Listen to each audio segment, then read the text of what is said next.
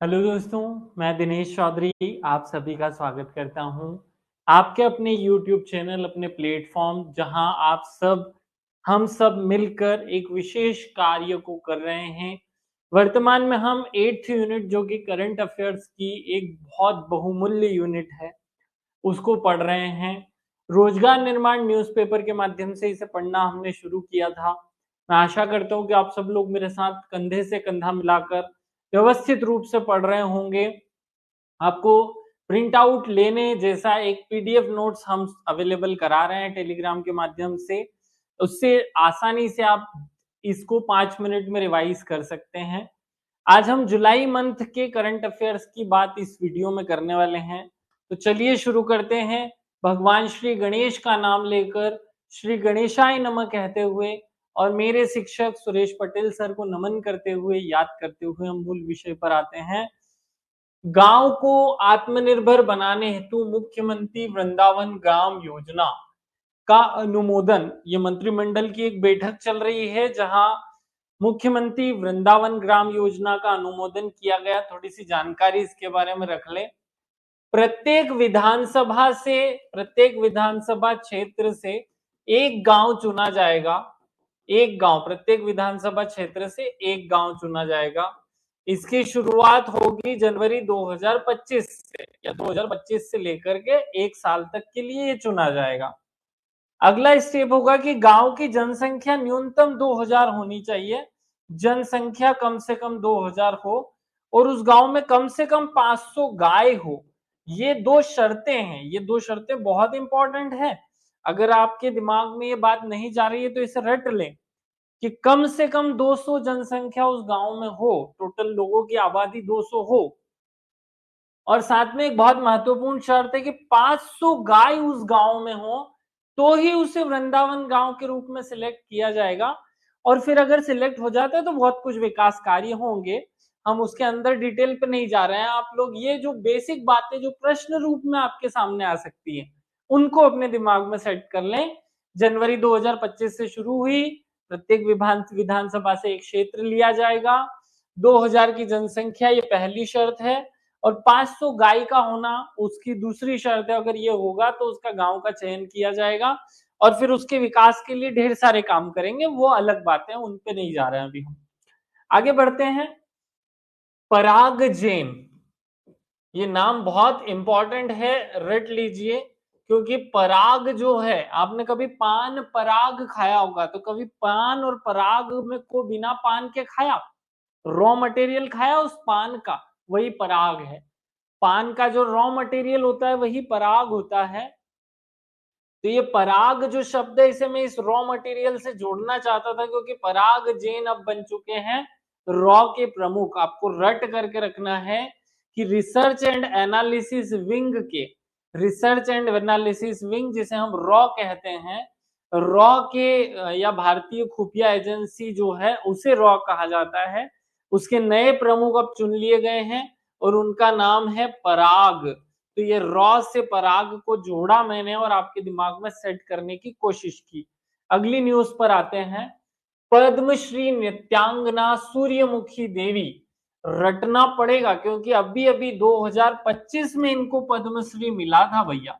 तो 2025 में जिन्हें पद्मश्री मिला, उनका अगर निधन हो जाए तो उनके बारे में प्रश्न पूछने की संभावना है दो तरीके से।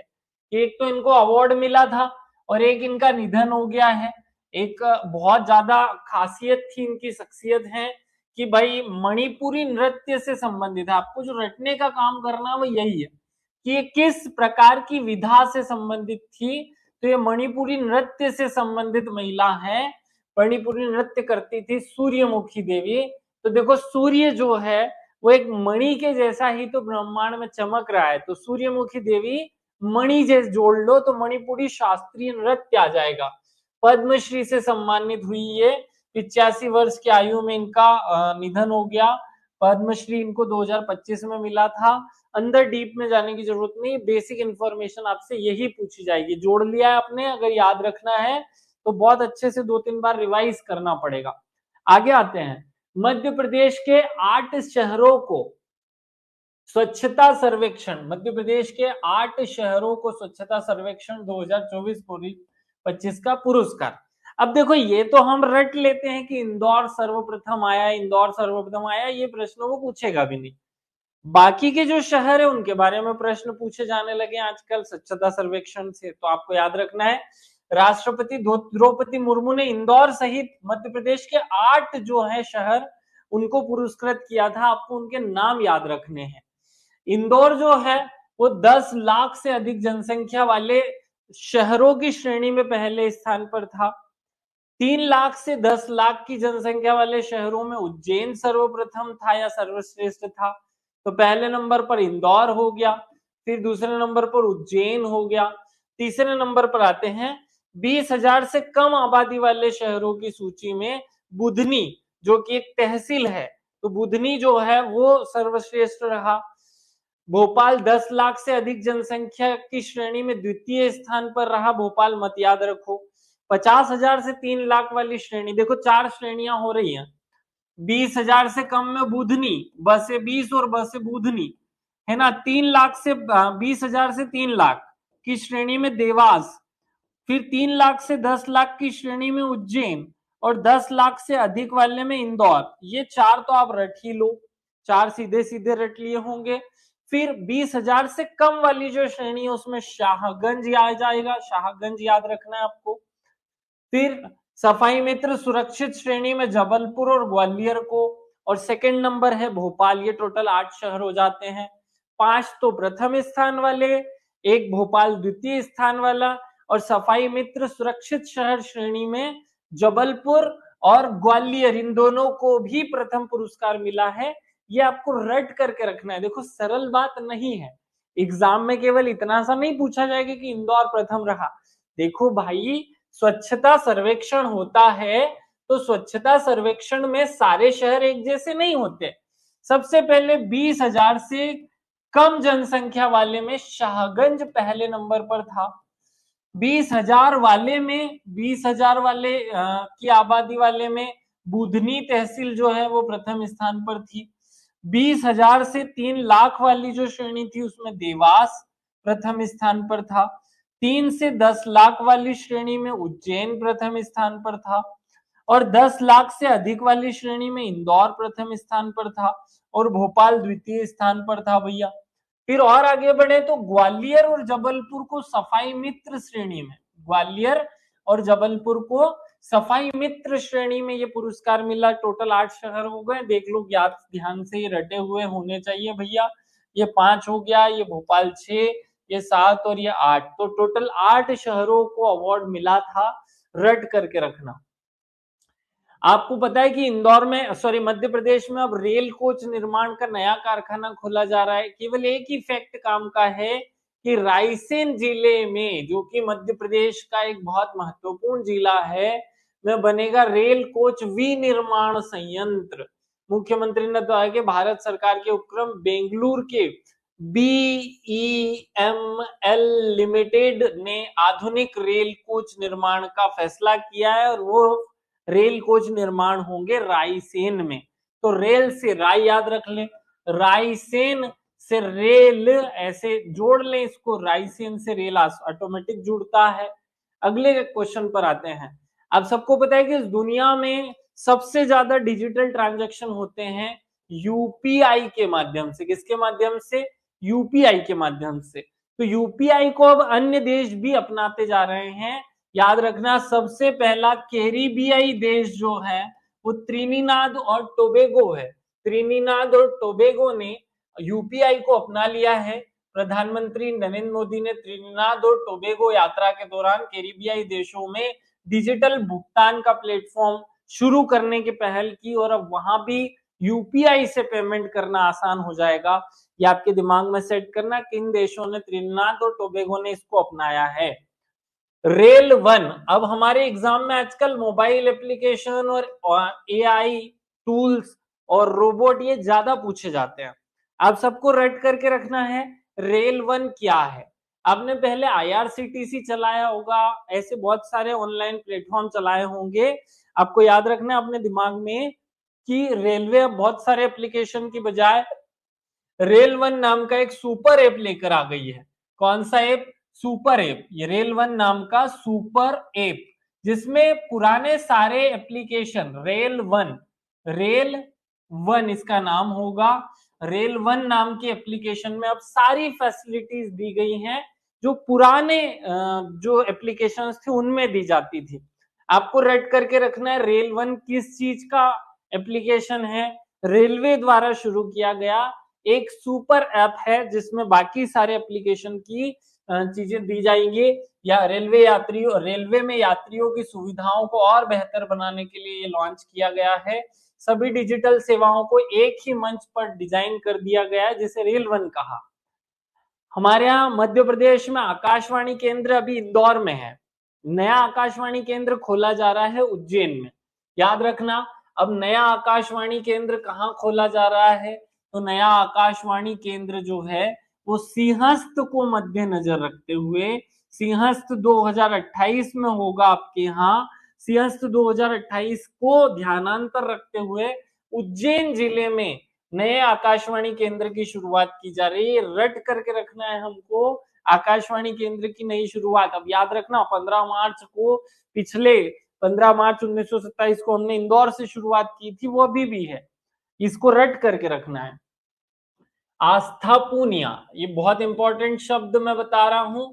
आस्थापूनिया नाम याद रखना। आस्थापूनिया भारतीय नौसेना की पहली महिला फाइटर पायलट। कौन है ये? पहली महिला पहली महिला फाइटर पायलट आस्था पूनिया, जिसमें किसी को आस्था नहीं थी, उसने सबको चौंका दिया और सबको उसमें आस्था हो गई। ऐसा हुआ इस पहली महिला फाइटर पायलट के बनने से। याद रखना, इनके नाम को अच्छे से रट लो। एक अवार्ड भी इनको मिला है और वो अवार्ड है wings of gold. Wings of gold जो है वो अवार्ड इनको दिया गया। ये विंग्स ऑफ गोल्ड अवार्ड ही ले रहे हैं, ये यहाँ लिखा हुआ है।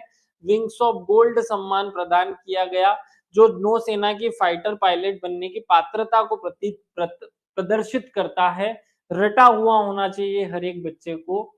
आगे बढ़ते हैं, नेक्स्ट पॉइंट पर चलते हैं। 50% जो देखो हमने एसडीजे लक्ष्य अपनाए हुए हैं, सबको पता है। एसडीजे लक्ष्य जो है उसके तहत हमने भारत ने घोषणा की थी कि भारत अपनी ऊर्जा लक्ष्य के तहत 2030 तक अपनी टोटल ऊर्जा का 50% नवीकरणीय ऊर्जा से प्राप्त करने लगेगा। उस लक्ष्य को हमने 5 साल पहले ही, 5 वर्ष पूर्व ही प्राप्त कर लिया है। आज की तारीख में 2025 में ही 50% स्वच्छ ऊर्जा का लक्ष्य तय समय से पहले प्राप्त किया। पर्यावरण संरक्षण के लिए स्वच्छ ऊर्जा की दिशा में भारत एक बड़ी उपलब्धि हासिल कर चुका है। देश ने ये वादा किया था वर्ल्ड से कि हम अपनी टोटल जो एनर्जी आवश्यकता है उसकी 50% रिन्यूएबल एनर्जी से प्राप्त करेंगे। वो वादा हमने 2025 में ही निभा लिया है, 5 साल पहले। देश के अब कुल क्षमता का 50% से ज्यादा बिजली गैर जीवाश्म ईंधन से प्राप्त हो रही है। पेरिस जलवायु सम्मेलन 2030 के लिए यहाँ लक्ष्य निर्धारित किया गया था, जिसे हमने 5 वर्ष पहले ही प्राप्त कर लिया है। अगर आपको याद रखना है कि भारत की टोटल ऊर्जा उत्पादन क्षमता कितनी है, 484.8 मतलब 48 गीगावाट, ये हमारी टोटल उत्पादन क्षमता है, जिसका 50.1% अर्थात टोटल का 242% अब हम किसी और साधन मतलब कोयले के अलावा अन्य साधनों से या जीवाश्म ईंधन के अलावा अन्य साधनों से प्राप्त करते हैं, जैसे पवन ऊर्जा, जल विद्युत ऊर्जा, इन साधनों से ये प्राप्त करते हैं। याद रखना सब लोग। सुजोग गुप्ता, अभी आईसीसी का वर्ल्ड कप हुआ है भैया, कल ही भारत ने इसको जीता है। तो भारत में अब क्रिकेट से रिलेटेड एक आध प्रश्न आने की एग्जाम में संभावनाएं अटूट हो चुकी, बहुत ज्यादा है। उसी के मद्देनजर आपको याद रखना है कि संजोग गुप्ता जो है वो कौन है? आईसीसी जो है, इंटरनेशनल क्रिकेट परिषद, उसके सीईओ नियुक्त किए गए हैं। याद रखना, जब किसी पोस्ट पर कोई भारतीय जाता है ना तो बहुत मजा आता है, तो हमें भी याद भी रखना पड़ेगा फिर संजोग गुप्ता को आईसीसी का। और आईसीसी का चेयरमैन कौन है, अब ये आपको कमेंट करके बताना है। कल का मैच सब लोगों ने देखा होगा, जय शाह को बार बार देखा वहां पर, वही उसके प्रमुख हैं। इंडियन टीम के कोच कौन है ये भी याद रखना, कप्तान कौन है ये भी याद रखना, सूर्य कुमार यादव, गौतम गंभीर, ये 4 नाम आपको रट करके रखने हैं बहुत अच्छे से। मध्य प्रदेश के मुख्य न्यायालय के मुख्य न्यायाधीश, मतलब मध्य प्रदेश के उच्चतम न्यायालय के मुख्य न्यायाधीश कौन बने हैं, तो मध्य प्रदेश उच्चतम न्यायालय के मुख्य न्यायाधीश कौन बने हैं, याद रखना, जो सच बोलेगा वही बनेगा, तो संजय सचदेवा, सचदेवा, सच बोलने वाले को ही हम न्यायाधीश बनाते हैं। ये सचदेवा जो हैं वो मध्य प्रदेश मुख्य न्यायालय के न्यायाधीश बने हैं, याद रखना। इससे पहले ये कार्यकारी न्याय प्रमुख भी थे, कार्यकारी प्रमुख रह चुके हैं, कार्यकारी प्रमुख रह चुके हैं, ये कार्यकारी प्रमुख थे, फिर नया इन्हीं को बना दिया परमानेंट, स्थायी वाला भी, याद रखना, रटा हुआ होना चाहिए।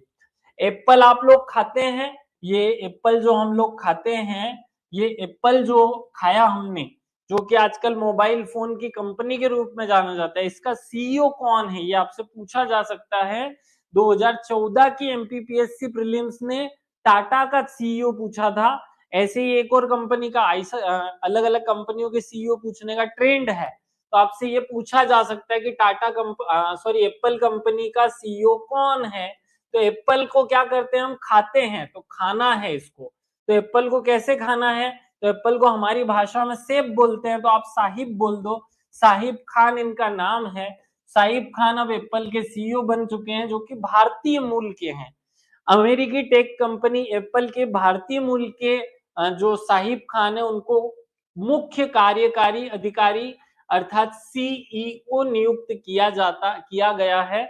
अब डिटेल जाने की जरूरत है ही नहीं, ये मूल रूप से आपके काम की बात है, रटने वाली बात है, रट करके रखना इसको। और अगली न्यूज पर आते हैं, आपको एक व्यक्ति का नाम याद रखना है, धावक जो रहे हैं हमारे देश के, जिनका नाम था फौजा सिंह।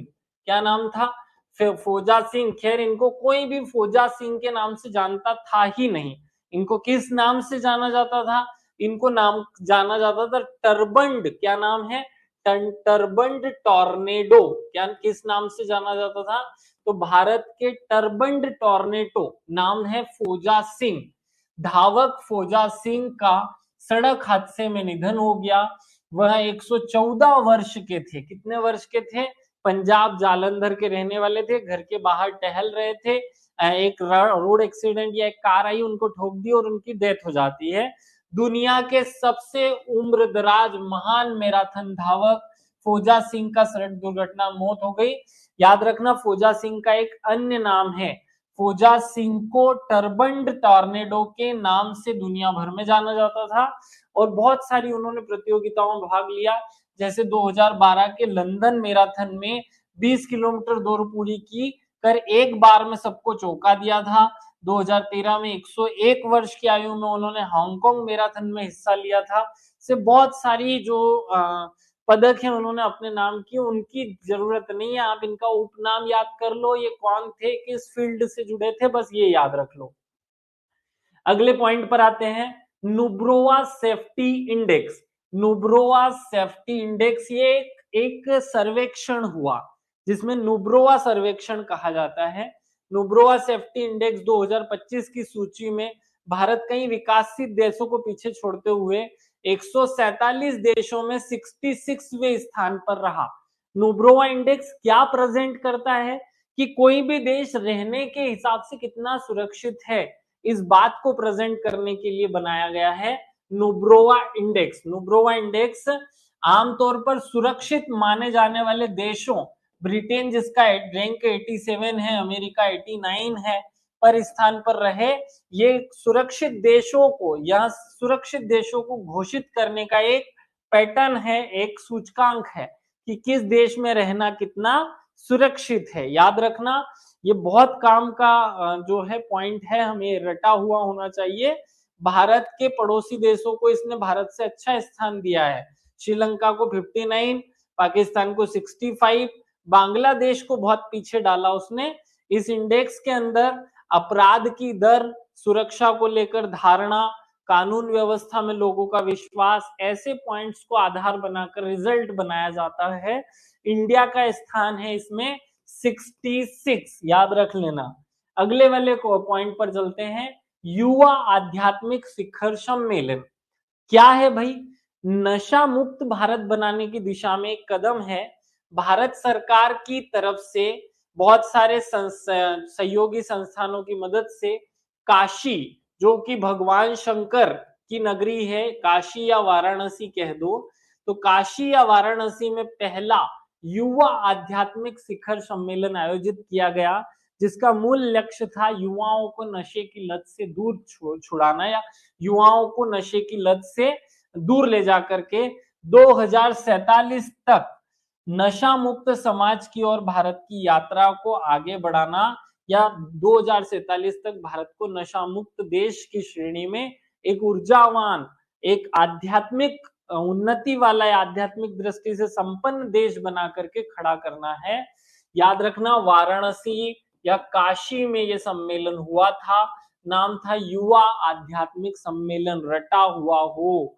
और अगले पॉइंट पर चलते हैं, यूनेस्को ने 2025 में हमारे एक साइट को, जिसका नाम था मराठा मिलिट्री लैंडस्केप, इसे यूनेस्को की विश्व धरोहर सूची में शामिल कर लिया है।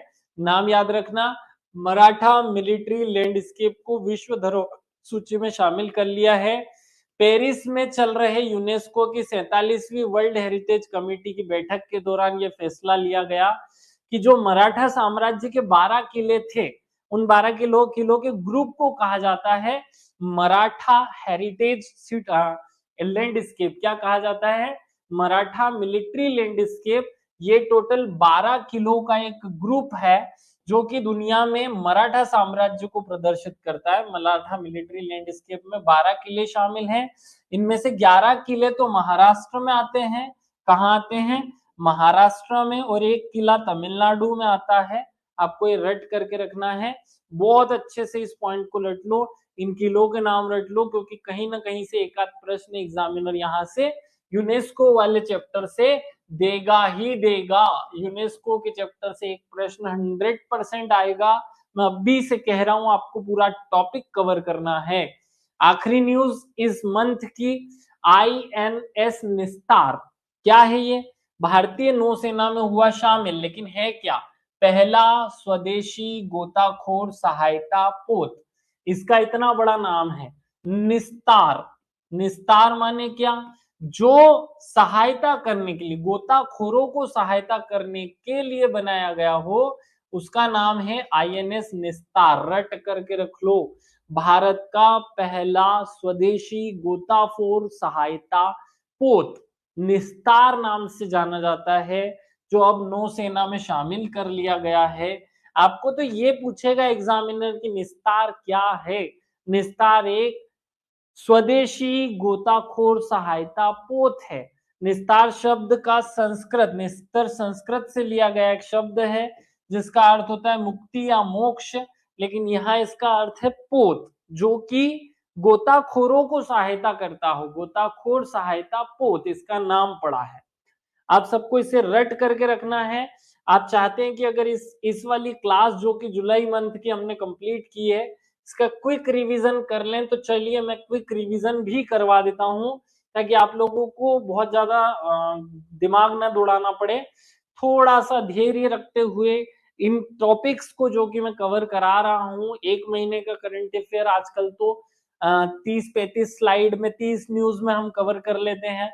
पूरे साल का जो निचोड़ है उसका एक PDF दूंगा मैं अपने हाथ से बनाकर, आपको लोड लेने की जरूरत नहीं है।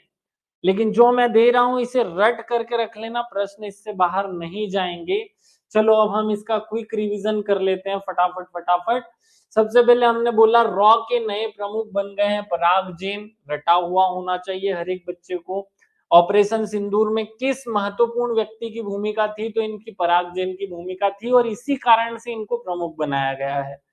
पद्मश्री सूर्यमुखी देवी, इनको मणिपुरी डांस के लिए जाना जाता था, अभी इनका निधन हो गया है, पद्मश्री प्राप्त था इनको। और अगली न्यूज पर चलते हैं। वृंदावन ग्राम योजना जनवरी 2025 से शुरू हुई थी।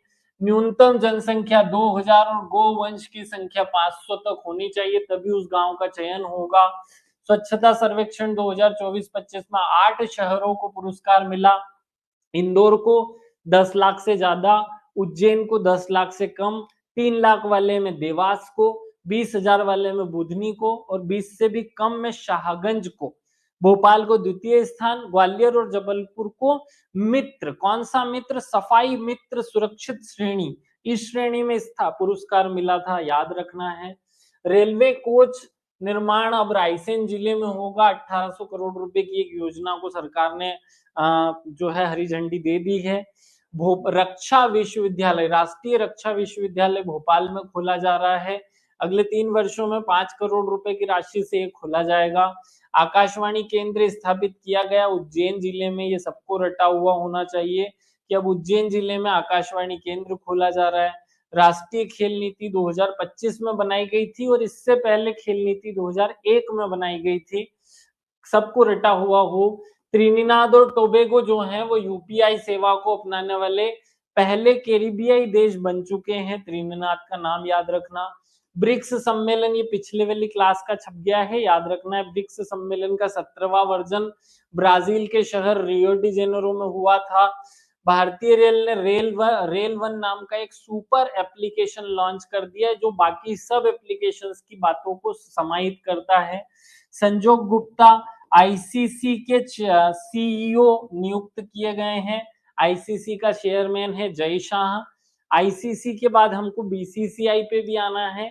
बीसीसीआई में हमारी टीम का नाम याद रखना, उसके जो कैप्टन है उनका नाम याद रखना सूर्य कुमार यादव, उसके कोच का नाम याद रखना गौतम गंभीर। सिलेक्शन कमेटी वाले व्यक्ति जो सिलेक्शन कमेटी के इंचार्ज हैं, जो कि हमारे पूर्व बॉलर रहे हैं, उनका नाम आप लोग कमेंट करके बताएंगे। हमारे भारतीय टीम की सिलेक्शन कमेटी के प्रमुख कौन है, ये आपको कमेंट करके बताना है। अगले प्रश्न पर साहिब खान एप्पल के सीईओ बनाए गए, जो भारतीय मूल के हैं। न्यायाधीश संजीव सचदेवा मध्य प्रदेश के मुख्य न्यायाधीश बन चुके हैं, पहले कार्यकारी प्रमुख थे, अब पूर्ण रूप से इनको जो है परमिशन मिली या ये पद मिला। सब लेफ्टिनेंट आस्था पुनिया, ये भारत की पहली फाइटर महिला पायलट या नौसेना की पहली भारतीय महिला पायलट है। इनको विंग्स ऑफ गोल्ड अवार्ड भी मिला है। आईएनएस निस्तार के बारे में बताया मैंने, ये स्वदेशी गोताखोर सहायता पोत है। स्वदेशी इस शब्द का अर्थ होता है निस्तार का मुक्ति या मोक्ष, लेकिन यहाँ ये पोत है। नंबर याद रखना अपने दिमाग में। और आगे बढ़ते हैं। स्वच्छ ऊर्जा लक्ष्य की प्राप्ति, भारत ने जो अपने एसडीजे लक्ष्य रखे थे कि 50% नवीकरणीय ऊर्जा हम 2030 तक कर लेंगे, उसे हमने 2025 में ही प्राप्त कर लिया है। 5 साल पहले टोटल नवीकरणीय ऊर्जा की क्षमता 242.8 गीगावाट हो चुकी है। नुब्रो इंडेक्स जो कि सुरक्षा को प्रेजेंट करता है कि किस देश में रहने की सुरक्षा कितनी है भारत को, उसमें 66वां स्थान प्राप्त हुआ है, रटा हुआ हो सबको। मराठा मिलिट्री लैंडस्केप्स के जो 12 किले हैं, जिसमें से 11 किले महाराष्ट्र में और 1 किला तमिलनाडु में, उनको अब यूनेस्को की हेरिटेज लिस्ट में या यूनेस्को विश्व धरोहर में शामिल कर लिया गया है। फौजा सिंह जो कि धावक थे, वो उनको टर्बन्ड टार्नेडो के नाम से जाना जाता था, उनका निधन हो गया है। युवा आध्यात्मिक शिखर सम्मेलन का आयोजन आप सबको पता है वाराणसी काशी में आयोजित किया गया, और यहाँ एक सूत्र वाक्य काशी संकल्प के नाम से सबने अपनाया, कसम खाई सॉरी कि 2047 तक भारत को नशा मुक्त बनाना है, ये इसमें लक्ष्य रखा गया। सबको ये सारी बातें रटी हुई होनी चाहिए, मैंने शॉर्ट में रिवीजन करवा दिया। जैसे मैंने ये लिखा हुआ है ऐसा लिख करके मैं प्रिंटेबल फॉर्मेट में नोट्स आपको दूंगा, लिखो मत, बार बार इसे देखो और रिवीजन करो। चलिए अब मैं विदा लेता हूँ। जय हिंद, जय भारत, भारत माता की जय। स्वस्थ रहें, मस्त रहें, खुश रहें, आबाद रहें। Thank you.